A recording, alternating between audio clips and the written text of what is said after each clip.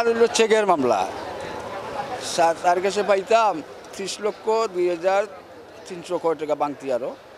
তো 30 লাখ টাকার চেক দিয়েছিল আমাকে একসাথে, 10 লাখ 10 লাখ করে 3টা চেক দিয়েছিল। এগুলো তো ওয়ার্ক অর্ডার আছে, তার বিলের কপি আছে, সব ডকুমেন্টস আছে।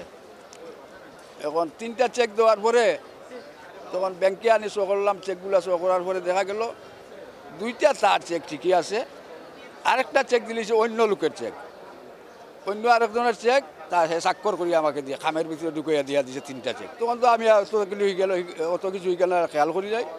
এখানেও আসিয়া ব্যাংকে ধরা খাইল যে চেক একটা দিলেছে অন্য, তার কোনো কোম্পানিরও নামও নাই, কিচ্ছু নাই। তখন পরে তাকে জিজ্ঞাসা, মোবাইলে ফোন দিলাম, বললাম যে চেক তো দিলেন আপনি 3টি, এখন আরেকটি চেক কার দিলেন এই চেক? আর এইটা আমি দিছি, রাখেন। পরবর্তীতে বললে যার নামে চেক ওর নামে মামলা করেন। বললাম ওর নামে মামলা করবো, কিছু ও কি আমার সাথে কিছু লেনদেন করেছে? আরও গালাগালি করতো আমার, রাখে দিত। তখন পরে একটা জিডিও করছি উত্তরা থানায়, অনেক কাহিনি, এগুলো লম্বা কাহিনি। জিডি করার ওই তো সর্বশেষ মামলা করছি, 30 লাখ টাকার চেক দিয়েছিল 3টা, 10 লাখ 10 লাখ।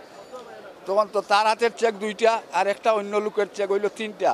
আর লাস্টে বলছিলাম যে আমাকে এটা খরচর কিছু টাকা দেন, খরচর টাকাই নেই। 50,000 টাকার একটা ছোটো একটা চেক দিছিল খরচ বাবদ, ওই চেকও ফাঁস হয়ে নাই।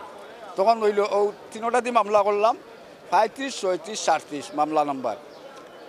ওই 3টা PW আজকে আজিরা দিছে, ওয়ারেন্টও আছে তার বিরুদ্ধে। আর আরেকটা ওই যে প্রতারণা করছে যে মামলা, চেক অন্য লোকের চেক দিয়ে দিছে, খরচের টাকা নাই, ওগুলো মামলা চালাইতাম পারতেছি না। এরপরে ঋণদারে পাওনাদারে থাড়ায় আসি, নিজের বাচ্চা কাচ্চারে লেখাপড়া করাইতাম পারতেছি না, অনেক কষ্ট করতেছি।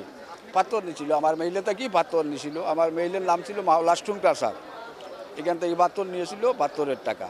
এই আদালতে কি সিদ্ধান্ত নিছে যে আপনারা সাংবাদিক ভাইয়েরাও তার সাথে দেখা করতে পারছে না, পুলিশরা দূরে লইয়া গেছে কি, গাড়ি আবার গাড়িতে লইয়া উঠে লইয়া গেছে কি। পুলিশরা ওই যে সাংবাদিক সব সময় টিভির বা তারা গিয়া পুলিশের ঠেলাইয়া ফিচে হরাই দেয়, তারা ওনাদেরকে পিছনে নিয়ে ঠেলাইয়া ফেলাইয়া রুসে গিয়ে তারা গাড়িতে লইয়া উঠিয়া চলে গেছে। এখন কোর্টে কী হয়েছে এটা তো আর এখন জানতে পারলাম না। কোর্টে আসছিল বেল লওয়ার জন্য আসছিল, এখন কী হয়েছে পরবর্তীতে এটা জানবো, কোর্টে পরে জানবো এইটা। আর অন্য ধন্যবাদ আপনাদেরকে, আপনারা কষ্ট করে। আর এই রিজেন্ট সাহেদেরকে পাথর সরবরাহ করেছিলেন, সেজন্য উনি এই রিজেন্ট সাহেদের কাছে 30,50,000 টাকা পাওনা ছিল। এই 30,50,000 টাকা পাওনার মূল্যে উনি রিজেন্ট সাহেদ উনাকে 4টা চেক দিয়েছিল। ইতিমধ্যে 3টা চেক উনার ছিল, একটি চেক 10 লক্ষ টাকার, এই চেকটা উনার নামীয় নয়, অন্য একজনের চেক, প্রতারণা জালিয়াতির আশ্রয় নিয়ে চেক দিয়েছিল।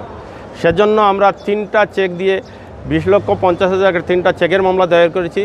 যে মামলাগুলো আজকে আদালত এই রিজেন্ট সাহেদকে CW ইস্যু করেছিলেন, আজকে CW মূলে উনাকে মাননীয় আদালতে নিয়ে আসা হয়েছে এবং উনাকে গ্রেপ্তার দেখানো হয়েছে। অপর একটি মামলা 10 লক্ষ টাকা, যেটা প্রতারণা ও জালিয়াতির মামলা, আমরা সেটা উনার বিরুদ্ধে করেছি। সেই মামলাটা তদন্তাধীন আছে এবং তদন্ত প্রতিবেদন আসার পরে উনার বিরুদ্ধে ওয়ারেন্ট অথবা সমন হবে। আজকে যে চেকের 3টা মামলা, সেই মামলায় উনাকে গ্রেপ্তারি পরোয়ানা দেখানো হয়েছে। এই রিজেন্ট সাহেদের বিরুদ্ধে আমরা 3টি চেকের মামলা ছিল, সেই মামলা।